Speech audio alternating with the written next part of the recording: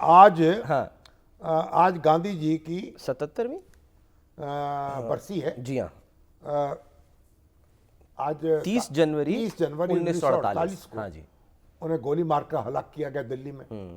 और उन्होंने कहा था कि पाकिस्तान के हिस्से के जो वाजबात हैं उनको अदा करो को 55 करोड़ रुपया पाकिस्तान को रोक लिया था इंडियन गवर्नमेंट ने। अच्छा। और उसके हिस्से के हथियार भी रोक लिए थे। और फिर यह है कि फसादात भी दिल्ली में बर्पा हो गए, जगह जगह हिंदू मुस्लिम फसादात हो रहे थे। दिल्ली में भी एक तूफान बर्पा हो गया।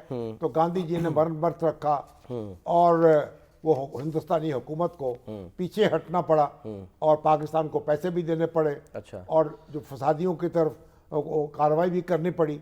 और एक तो उसके बाद फिर एक इंतहा पसंद ने जो आरएसएस से जिनका ताल्लुक था उसने उनको गोली मार के नहीं, मेरे ख्याल गोली नहीं मारी, चाकू से कत्ल किया। नहीं सर, गोली मारी थी। गोली मारी, हाँ गोली मारी। हाँ, हलाक कर दिया और वो रुखसत हो गए। तो पूरे पाकिस्तान में उनका शोक मनाया गया, यानी तातील का ऐलान हुआ, झंडा सरनगू हुआ। तो हम एक दूसरे के एक मुश्तरका स्ट्रगल हमने की है गांधी जी के साथ मिलकर।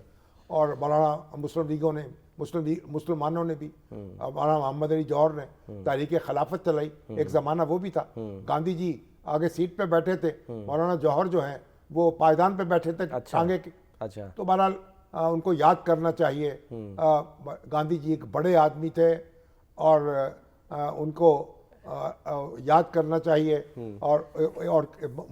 और पाकिस्तान और भारत के दरमियान अच्छे ताल्लुकात कायम करने की सही करना चाहिए। कई लोग तो उन्हें शहीद पाकिस्तान कहते हैं। अच्छा। उन्हें पाकिस्तान के लिए जान दे दी कि पाकिस्तान को भी उसका हिस्से का उसका हक दो। तो बहरहाल जो भी कहें उनका खून जो है वो रायगा नहीं जाना चाहिए। हिंदुस्तान वाले भी गौर करें और पाकिस्तान वाले भी गौर करें और आगे बढ़ाएं। पाकिस्तान वाले क्या गौर करें सर? पाकिस्तान वाले तो ये देखिए ना, लीडर की, आप वहाँ के लीडर की बात कर रहे हैं कि जी उनको हमें याद करना चाहिए। तो यहाँ के जो लीडर है, मैं कुछ ब्रेक में देख रहा था, आप कोई क्लिप सुन रहे थे। वो अहमद वली खान जो है ना, उन्होंने एक तकरीर की है। तो ख्वाजा साद रफीक ने उनको बड़ा नोटिस लिया है और उन्होंने कहा कि आपने बड़ी बेहुदा गुफ्तगू की है। हाँ जी। और ख्वाजा साहब, कायद आज़म के बारे में आपके अल्फाज का चुनाव नहायत नामुनासिब, गुस्ताखाना और नाकाबिल कबूल है। आपने करोड़ों पाकिस्तानियों की दिल आज़ारी की है। वो तो असल में बाचा खान की तारीफ व तौसीफ कर रहे हैं और कह रहे वो 40 साल जेल काटी उन्होंने। और फिर वो कहते हैं कि भाई जाहिर है कि वो अदम तशद्दुद के पैरोकार थे, उसको खराज तहसीन पेश कर रहे हैं। फिर कायद आज़म का जिक्र कर रहे हैं, कहने जाते कायद आज़म जो थे वो तो उनको अपने ही लोगों ने कैद कर लिया और ज़ियारत में वो रहे। फिर उसके बाद वो, हालांकि ऐसे ही अफसाने हैं, कायद आज़म को कौन कैद कर सकता था। लेकिन जो अल्फाज इस्तेमाल किए वो इंतहाई बेहुदा हैं। और बक रहा हूँ जनू में क्या क्या कुछ न समझे खुदा करे कोई। तो अहमद वली खान साहब जरा तमीज से बात करने की आदत अपना लें। आपके वालिद साहब भी, आपके दादा भी, खान अब्दुल वली खान भी और संदियार वली भी तमीज से बात करते थे। आप भी तमीज से बात करना सीख अल्फाज का चुनाव, यानी कि जो है वो अल्फाज का चुनाव दुरुस्त करें और ऐसी बात ना करें कि फिर आपके बारे में भी वो हमें सख्त अल्फाज इस्तेमाल करने पड़े। बाचा खान जो हैं हम उनका एहतराम करते हैं, उनकी अपनी कंट्रीब्यूशन है। और केपीके में हकीकत यह है कि उन्होंने जो अफगान मुआशरा है उसकी इस्लाह के लिए बहुत सा काम किया है, पूरी ज़िंदगी वक्फ की है।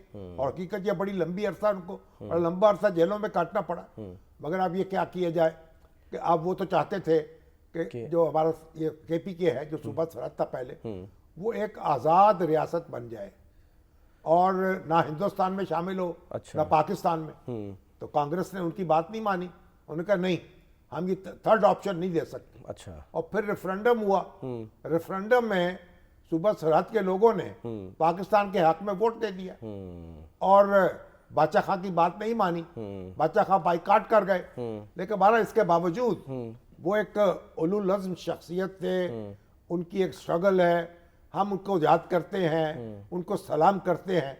लेकिन इसका मतलब ये नहीं है कि आप बदतमीजी का मुजाहरा करें। तो इनको क्या सर कोई पछतावा है इनको पाकिस्तान के साथ इलाक़ करने को? आप एक नौजवान हैं, आपका बड़ा मुस्तकबिल है, रोशन मुस्तकबिल है।